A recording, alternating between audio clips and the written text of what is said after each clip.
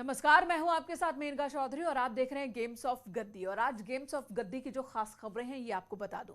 पहली खबर, कांग्रेस की महासचिव प्रियंका गांधी ने चुनावी दांव खेलते हुए यूपी में छात्राओं को फ्री में स्कूटी और स्मार्टफोन देने का वादा किया। दूसरी खबर जो आज चर्चा में रही, यूपी में विपक्ष की भूमिका में अखिलेश को पीछे छोड़ प्रियंका आगे निकल गई हैं। सियासी गलियारों में चर्चा है कि प्रियंका असली विपक्ष की भूमिका में है। और तीसरी खबर आज की जो सबसे बड़ी रही, देश में 100 करोड़ वैक्सीन डोज लगने पर मोदी सरकार की तारीफ हुई है और विपक्ष पर निशाना साधते हुए ट्रिपल अटैक किया आज सीएम योगी आदित्यनाथ ने। चौथी खबर है, यूपी में एंट्री के लिए आम आदमी पार्टी का चुनावी संघर्ष अब भी जारी है। तो चलिए विस्तार के साथ अभी सभी खबरों पर डालते हैं नजर। और जो पहली बात है कि मिशन 2022 के करीब आते ही विपक्षी दल अपने तरकश के तीर छोड़ने शुरू कर चुके हैं। जनता को लुभाने के लिए दावों और वादों का सिलसिला शुरू हो गया है। यूपी कांग्रेस की कमान संभाले प्रियंका गांधी ने महिलाओं को रिझाने के लिए महिला मतदाताओं को स्मार्टफोन और स्कूटी देने का वादा किया, जिस पर बीजेपी समेत बाकी पार्टियों ने छलावा बताया है।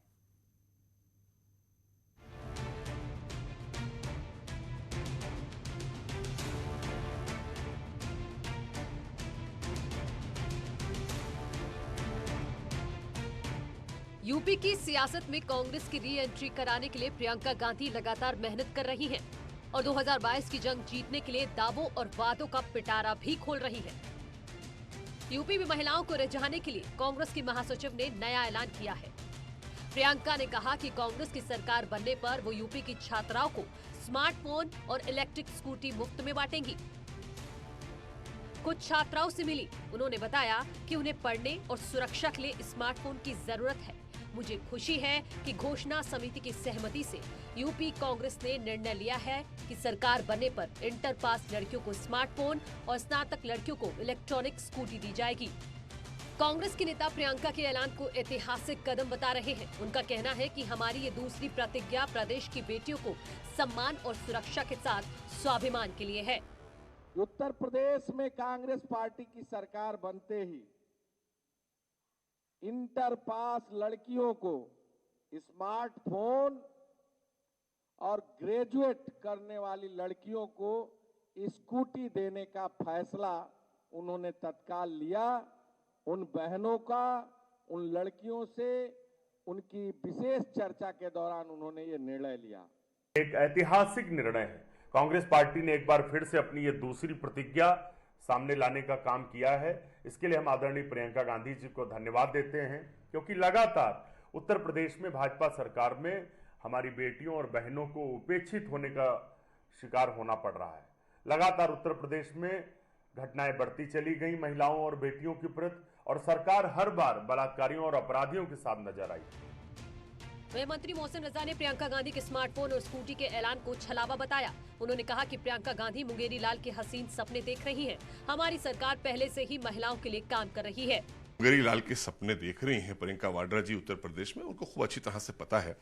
वो यहाँ पर एक पर्यटन की तरह आती हैं और चली जाती हैं, और आकर कुछ न कुछ अपना कहना चाहिए निजी स्वार्थों के लिए, अपनी पहचान को बचाए रखने के लिए आप लोगों के बीच में आकर बोल जाती हैं। जो योजनाएं उत्तर प्रदेश में भारतीय जनता पार्टी के आदरणीय योगी जी की सरकार में चल रही है, हमारी योजनाएं सारी महिलाओं के लिए और नौजवानों के लिए जो योजनाएं चल रही हैं वो खूब जानती हैं और प्रदेश की जनता जानती है। इसलिए ये अपने आप में छलावा है, दिखावा है और राजनीतिक रोटी सेकने के लिए कि कहीं कुछ मेरा अपना निजी अस्तित्व अगर बच जाए। कुछ लोग ऐसे हैं जिनको अपनी किसी प्रकार की कोई योजना को, घोषणा को पूरा ही नहीं करना है। भारतीय जनता पार्टी के द्वारा पहले से ही महिलाओं को सब राजनीतिक दलों से ज्यादा प्रतिनिधित्व दिया गया है। कांग्रेस के चुनावी ऐलान पर समाजवादी पार्टी ने भी प्रतिक्रिया दी। समाजवादी पार्टी का दावा है कि हमारी पार्टी पहले से ही बेटियों, महिलाओं की सुरक्षा के लिए काम कर रही है। समाजवादी तो हमेशा से ही बच्चियों, महिलाओं को आगे बढ़ाने की बात करते रहे हैं। जब समाजवादी की सरकार थी, हमने 12वीं पास बच्चियों को लैपटॉप फ्री दिया था, मुफ्त में दिया था, जिससे वो आगे बढ़े। उनकी पढ़ाई भी मुफ्त की थी। और 1090 महिलाओं समस्या के लिए अगर कोई दिक्कत है तो 1090 बनाया था। समाजवादी लोग हमेशा से समाज में बच्चियों को और महिलाओं को आगे बढ़ाने की बात करते रहते हैं। इससे पहले प्रियंका गांधी ने 40% विधानसभा टिकट महिलाओं को देने का भी ऐलान किया था। अब एक बार फिर बड़ा चुनावी कार्ड खेलते हुए छात्राओं को फ्री स्कूटी और फोन देने का ऐलान किया है। दरअसल कांग्रेस राज्य में 1989 से सत्ता से बाहर है और राज्य की राजनीति में अपनी उपस्थिति दर्ज कराने की कोशिश कर रही है। अब सवाल है कि चुनाव जीतने के लिए फ्री की राजनीति जरूरी हो गई है। Bureau report, news 18। फ्री की राजनीति एक तरफ और दूसरी तरफ की कांग्रेस की महासचिव प्रियंका गांधी वाड्रा ऐसा लगता है कि यूपी की सियासत में मुख्य विपक्ष की भूमिका में आ गई हैं। सरकार के खिलाफ विरोध की सियासत में प्रियंका समाजवादी पार्टी और बीएसपी को कहीं पीछे छोड़ चुकी हैं, क्योंकि प्रियंका जिन मुद्दों पर लीड ले रही हैं, बाकी विपक्षी पार्टियां भी उसे ही फॉलो करती नजर आ रही हैं।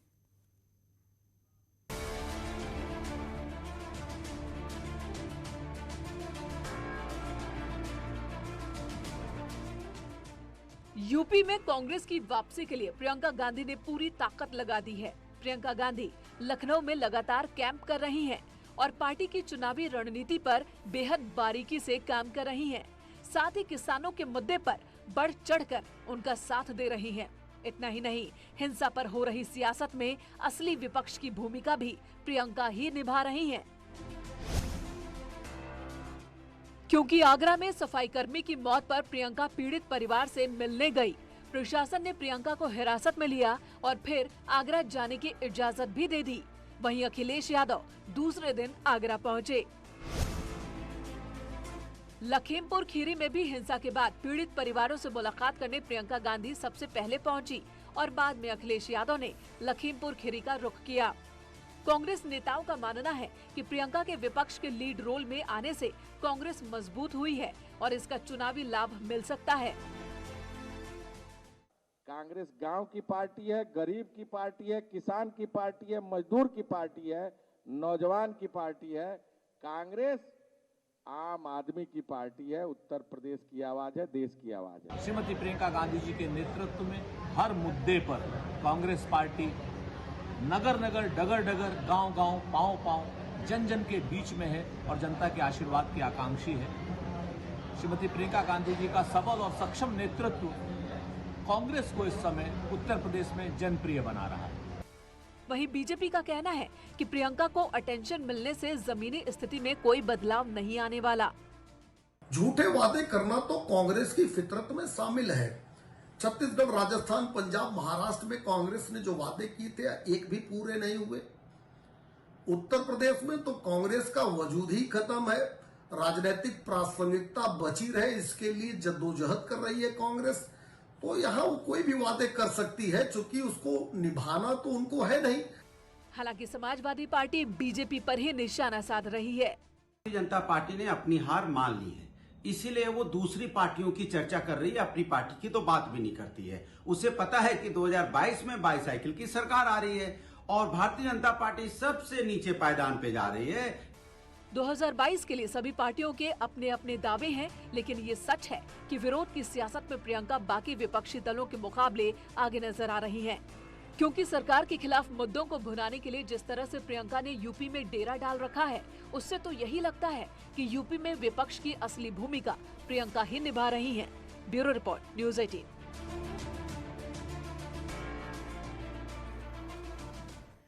ये तो विपक्ष की बात हुई, चलिए सत्ता पक्ष की भी बात कर लेते हैं। देश में कोरोना वैक्सीनेशन 100 करोड़ के पार हो चुकी है। मोदी सरकार की कामयाबी की तारीफ करते हुए सीएम योगी ने पिछली सरकारों पर जमकर निशाना साधा। देखिए ये रिपोर्ट।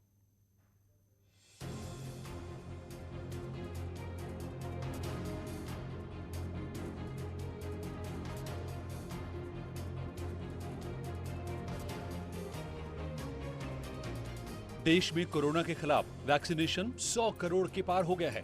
मोदी सरकार की कामयाबी की तारीफ करते हुए सीएम योगी ने सबका साथ, सबका विकास के मंत्र को दोहराया। वहीं कोरोना काल में विपक्ष की भूमिका को लेकर पिछली सरकारों पर जमकर वार भी किया। दुर्भाग्य से अगर ये महामारी कांग्रेस की सरकार के समय आया होता क्या होता? भाई बहन इटली भाग गए होते, भारत में नजर नहीं आते।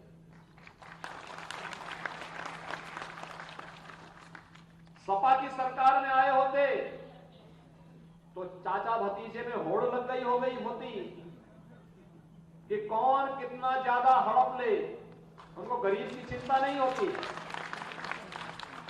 किस माफिया को कहां ठेका दिलवा दें। और बहन जी के समय में आई होती तो बहन जी के समय तो भगवानी मालिक होता है। वहीं कांग्रेस ने राहुल प्रियंका के काम की सराहना करते हुए सीएम के बयान पर पलटवार किया।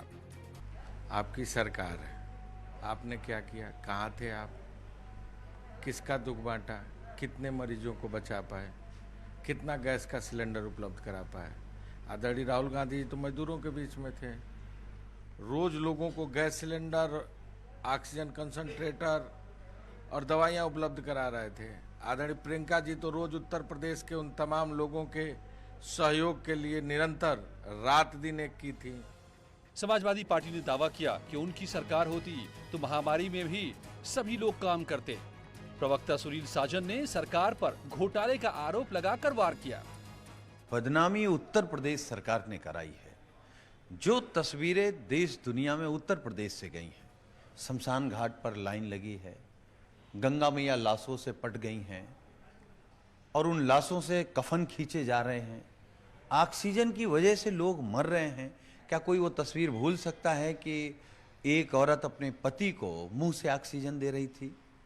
इतना सब कुछ झेलने के बावजूद भी कैसे माननीय मुख्यमंत्री जी का मन कर जाता है कि दूसरों पर आरोप लगाना। दरअसल कोरोना के खिलाफ जंग में केंद्र और यूपी की सरकार ने वैक्सीनेशन पर पूरा फोकस किया, जिसका नतीजा है कि चंद महीनों में देश और यूपी से कोरोना खत्म हो रहा है। कोरोना वैक्सीनेशन में देश ने पूरी दुनिया में सबसे ज्यादा डोज लगाने का कीर्तिमान बनाया है। वहीं यूपी ने भी देश में सबसे ज्यादा वैक्सीन लगाने का रिकॉर्ड कायम किया है। इसलिए कोरोना काल के काम को सरकार अपनी उपलब्धि बता रही है और विपक्ष सरकार पर निशाना साध रहा है। Bureau report, news 18।